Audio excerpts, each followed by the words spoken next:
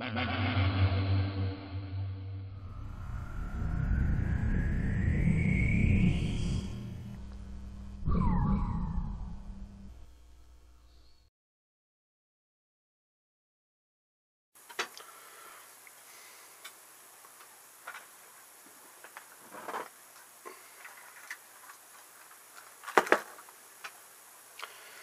I wanted to show you guys something real quick.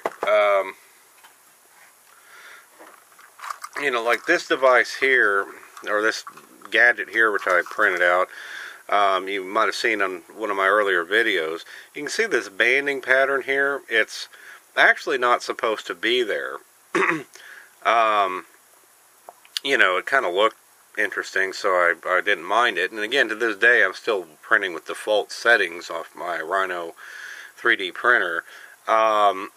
So I hadn't tuned it, you know, so I kind of figured this was something to deal, you know, something wrong with the printer, you know, not being adjusted or set up right. In fact, it's actually not, you know, this is not supposed to be here. It's supposed to be a nice smooth surface, but I found out it was actually my design software that was creating this, not the printer. The printer is just fine. In fact, let me give you another example. I mean, I actually discovered this about a week ago or so when printing this part.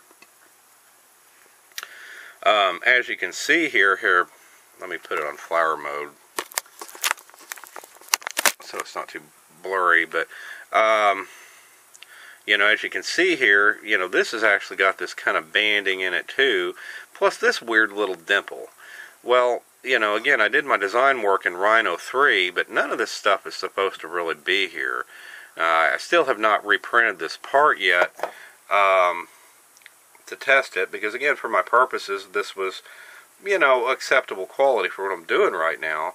But I did just happen to notice that, you know, when I was looking at the STL file in you know, Matter Control, you know, Robo3D's program there, that these same imperfections could actually be seen in the STL file itself. So I realized that, you know, I needed to take a closer look, and, you know, in Rhino 3, when you actually export, you know, I was exporting the files, STL files, with a mesh, you know, of about 1 mil,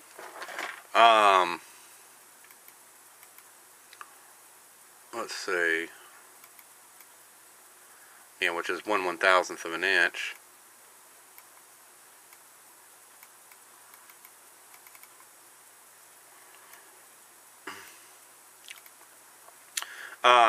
You know, if you go and, let me draw you something real quick and kind of show you what I'm talking about.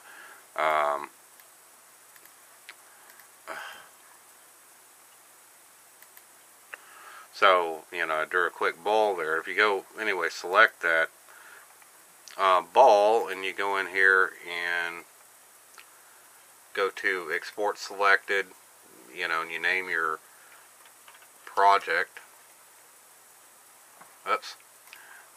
Go export selected and set it to STL, okay, and name your project. You know, it takes you to this screen now.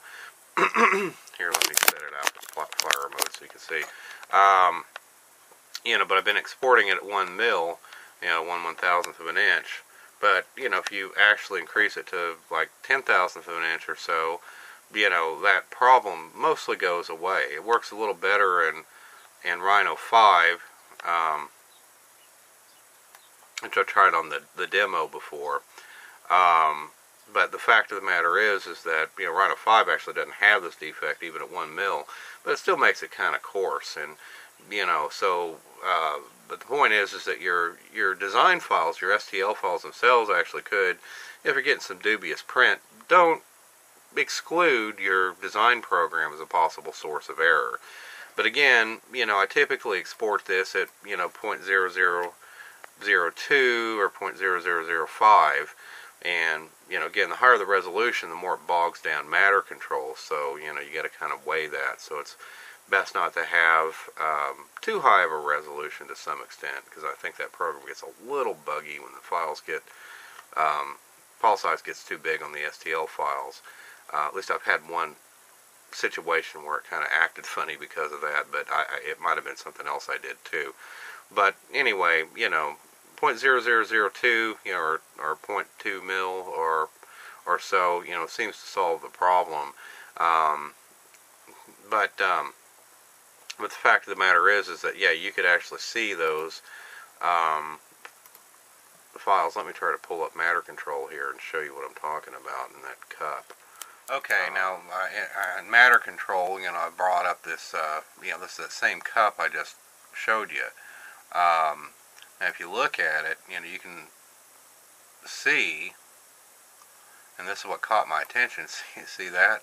That's that same exact dent that you see in the cup. It's got imperfections. In fact, you can even see the bands.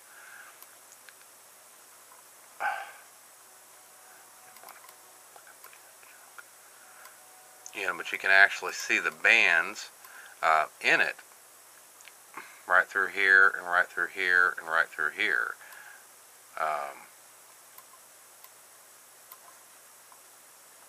So, the point is that,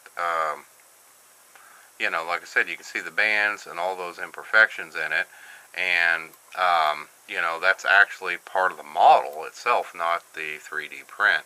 In fact, I've redone this, and you pull it up, and again, I haven't reprinted this yet, because I'm working on something else at the moment, but, the point is, you can kind of see those same, imperfections that I just showed you in this. And